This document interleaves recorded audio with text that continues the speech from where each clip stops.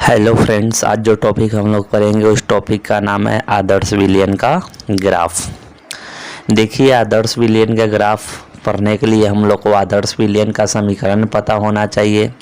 और याद कीजिए, आदर्श विलयन का समीकरण हम लोगों ने निकाला था पी कुल बराबर P naught A into chi A plus P naught B into chi B.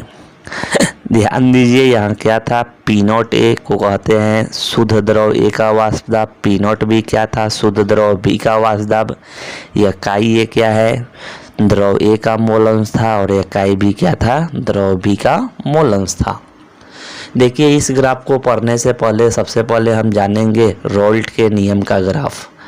Raoult के नियम के आधार पर ही आदर्श विलयन को हम लोग पढ़ते हैं। तो सबसे पहले रोल्ट का नियम क्या कहता है, तो रोल्ट का नियम कहता था कि किसी भी विलयन में प्रत्येक अव्यय का जो वाष्प दाब होता है वह उसके मूल अंश के समानुपाती होता है। यदि मान लेते हैं विलयन में एक द्रव ए था और एक द्रव बी था, तो जो ए का वाष्प दाब था वह किसके समानुपाती था, ए के मूल अंश के।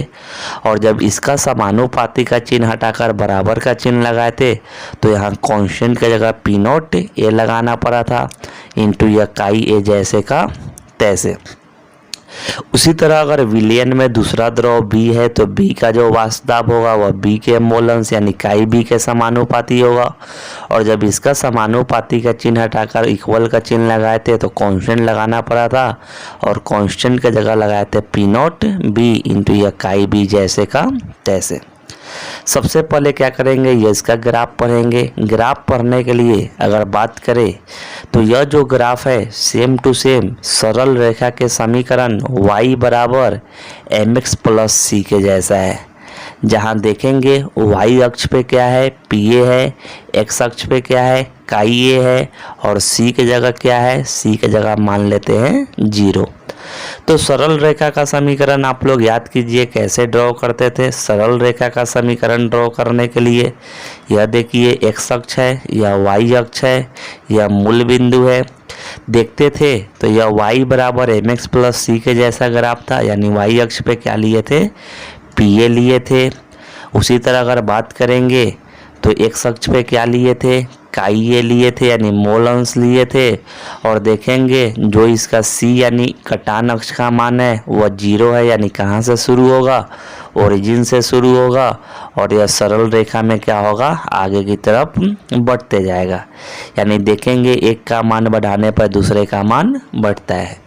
तो यह था बउआ रोल्ट के नियम का ग्राफ। अब देखिए, इसी रोल्ट के नियम के ग्राफ के आधार पर हम क्या करेंगे, आदर्श विलयन का ग्राफ ड्रॉ करेंगे। देखिए, ग्राफ ड्रॉ करने के लिए इस समीकरण को आप याद रखिएगा। समीकरण है पी कुल यानी कुल विलयन का वाष्प दाब बराबर P naught A into chi A plus P naught B into chi B. देखिए, ग्राफ ड्रॉ करने के लिए सबसे पहले क्या करते हैं, सबसे पहले अगर बात करते हैं तो एक इसका स्ट्रक्चर बनाते हैं। इस स्ट्रक्चर में आप ध्यान दीजिएगा, यहाँ देखिए मान लेते हैं यह वाला पी ए है अक्ष, और यहाँ देखिए मान लेते हैं एक्स ए। यहाँ जो एक्स ए है उसका मान लेते हैं कुल मूल अंश 1 है।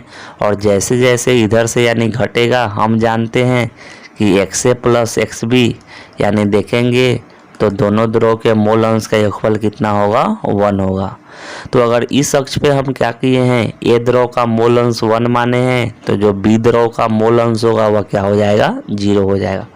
हम जैसे जैसे आगे की तरफ बढ़ेंगे, हम जानते हैं दोनों का सम 1 है, तो जैसे जैसे इसमें आगे की ओर बढ़ेंगे एक्स ए का मान कम होगा और एक्स बी का मान बढ़ेगा। एक समय ऐसा आएगा कि यहाँ एक्स बी का मान क्या हो जाएगा, 1 हो जाएगा, और यहाँ एक्स ए का मान क्या हो जाएगा, 0। यहाँ देखिए एक्स कहने का अर्थ इसको काई पढ़ सकते हैं। जनरल हम लोग लैंग्वेज में यह ग्रीक अक्षर है जो एक्स की तरह दिखता है, यह काई होता है, समझ गए। यह काई किसका संकेत है, तो यह काई है वह मोल अंश का संकेत है। तो ध्यान दीजिएगा, कभी कभी काई ना बोलकर अगर एक्स बोल दे तो उसमें समझ जाइएगा कि यह मोल अंश की बात ही हो रही है। अब देखेंगे तो सबसे पहले यहाँ देखिए पी ए द्रव के लिए ग्राफ था P naught A into chi ए, यानी इस तरह था। यह ग्राफ कहाँ से शुरू हुआ था? ओरिजिन से शुरू हुआ था और सरल रेखा में आगे की ओर गया था। यह देखिए, यह ग्राफ कहीं ना कहीं इस अक्ष पे काटेगा और इस अक्ष पे काटेगा तो देखेंगे y बराबर mx प्लस सी के अकॉर्डिंग, तो y अक्ष पे pa हो गया, x अक्ष पे क्या हो गया, xa हो गया। और देखिए यह जाके क्या हुआ है, इस वाले अक्ष पे कहीं ना कहीं काटा है, तो यह वाला अक्ष तो pb होगा और यहाँ जो इसका मान मिल जाएगा यह कटान बिंदु पर वो हो जाएगा p नॉट b हो जाएगा। देखिए इसको हम p नॉट b क्यों माने हैं, तो हम जानते हैं कि आप लोगों ने देखा है पी कुल का समीकरण था P naught A x A plus P naught B x B. देखेंगे यहाँ बाबू, तो इस वाले अक्ष पर अगर ध्यान दीजिएगा तो इस वाले अक्ष पर यहाँ एक्स ए का मान 0 है। तो जब इस समीकरण में अगर एक्स ए का मान 0 रखेंगे तो केवल और केवल बात करेंगे यहाँ जो मान बचेगा एक्स बी का मान 1, तो जो पी कुल होगा वह किसके इक्वल होगा, पी नॉट बी के इक्वल होगा। उसी तरह अगर हम यहाँ से अगर ग्राफ ड्रॉ करें इस वाले समीकरण के लिए, पी बी बराबर P naught B into chi B, तो अगर इस समीकरण को देखेंगे y बराबर एम एक्स प्लस सी से, तो देखेंगे यह जो रेखा है यह भी सरल रेखा की तरह है। y अक्ष पे क्या है, y अक्ष पे पी बी है, x अक्ष पे क्या है, एक्स बी है, यहाँ एक्स बी 1 और x ए 0।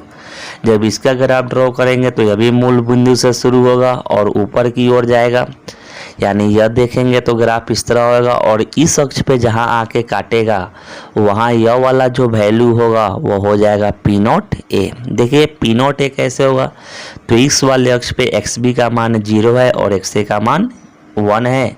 तो जब हम चेक करेंगे तो यहाँ देखिए एक्स बी का मान 0, तो यह वाला पूरा टर्म 0 हो जाएगा और एक्स ए का मान 1, यानी देखेंगे पी कुल किसके इक्वल हो जाएगा, पी नॉट ए के इक्वल हो जाएगा।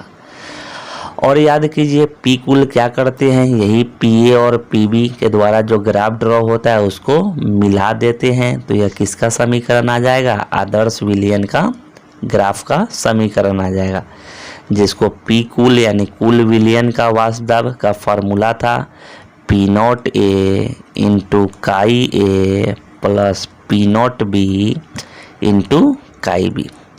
तो ध्यान रखिएगा यह जो ग्राफ आया वह किसका आया, आदर्श विलयन का ग्राफ आया।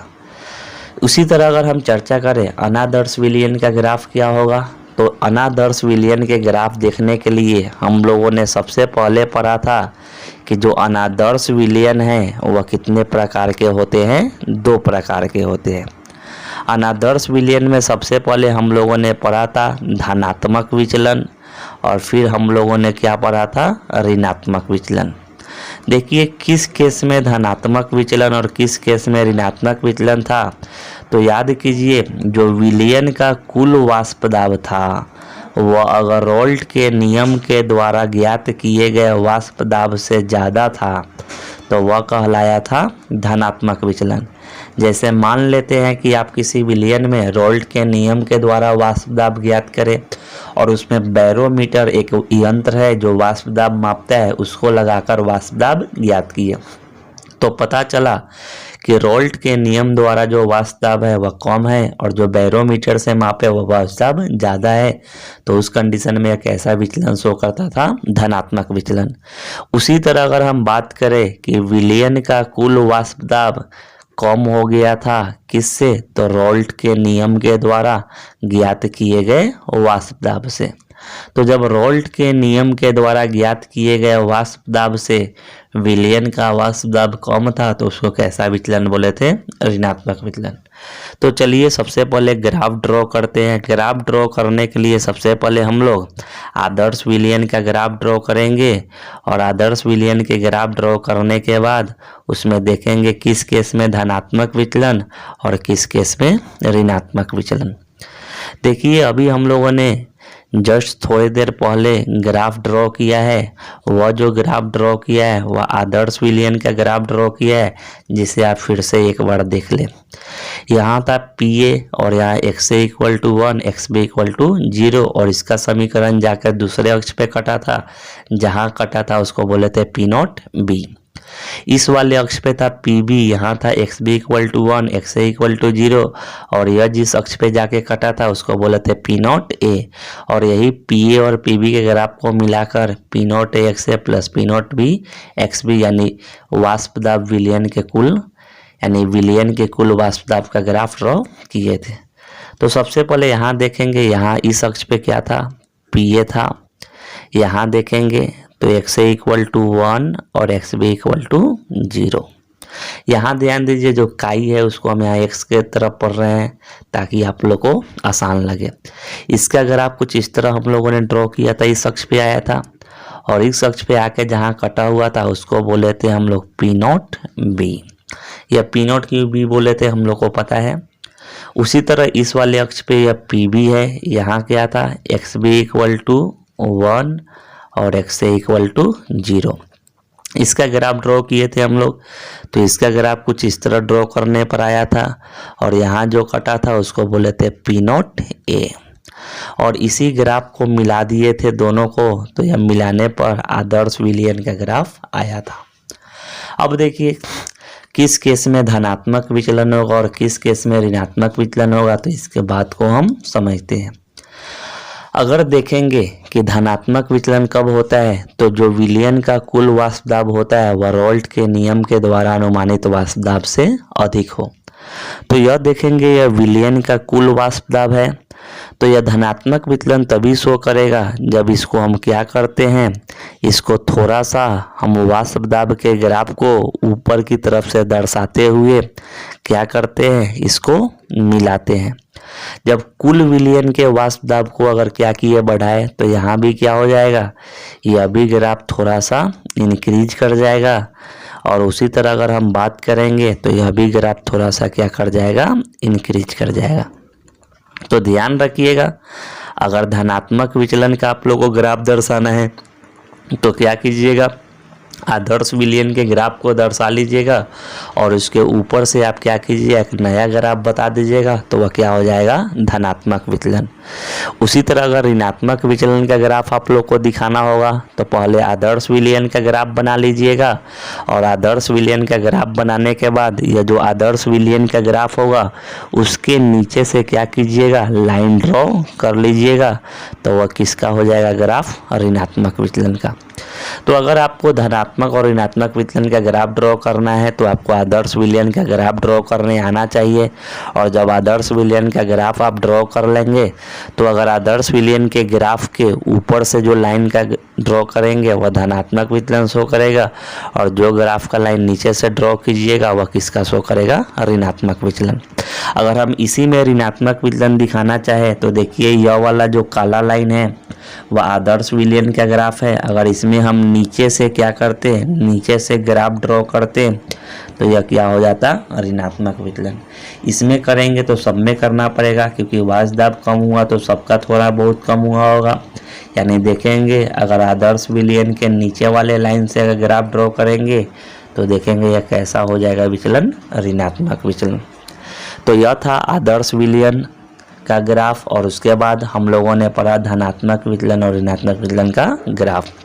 यह ग्राफ याद रखिएगा, ऑब्जेक्टिव में पूछा जा सकता है कि निम्नलिखित में कौन आदर्श विलयन का ग्राफ है और कौन धनात्मक विचलन का ग्राफ है और कौन ऋणात्मक विचलन का ग्राफ है। देखिए इसमें हम कुछ ऑब्जेक्टिव क्वेश्चन आपको दे रहे हैं, उस ऑब्जेक्टिव क्वेश्चन को आप लोग को क्या करना है, यानी आंसर को कमेंट बॉक्स में कमेंट करना है। सबसे पहला क्वेश्चन है कि निम्नलिखित में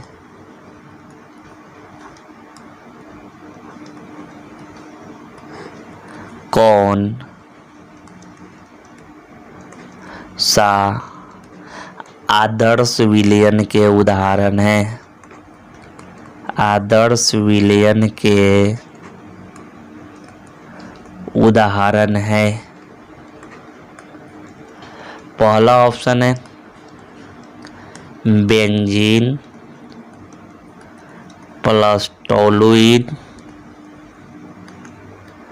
दूसरा ऑप्शन है एथेनॉल प्लस बेंजीन, तीसरा ऑप्शन है क्लोरोफॉर्म प्लस एसीटोन, और चौथा ऑप्शन है नॉन ऑफ दिच, इनमें से कोई नहीं।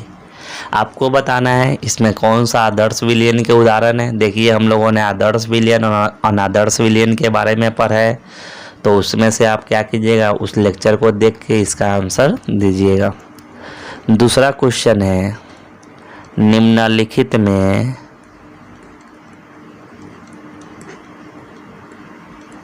से कौन धनात्मक विचलन प्रदर्शित करते हैं? धनात्मक विचलन प्रदर्शित करते हैं। देखिए ऑप्शन यही रहेगा, इसमें से आपको धनात्मक विचलन निकालना है। क्वेश्चन नंबर 3, निम्नलिखित में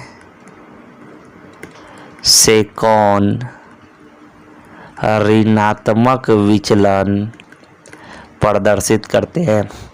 तो यह 3 क्वेश्चन है, यह तीनों का ऑप्शन सेम है। आप क्या कीजिएगा, इसके आंसर को आप कमेंट बॉक्स में लिखिएगा। धन्यवाद।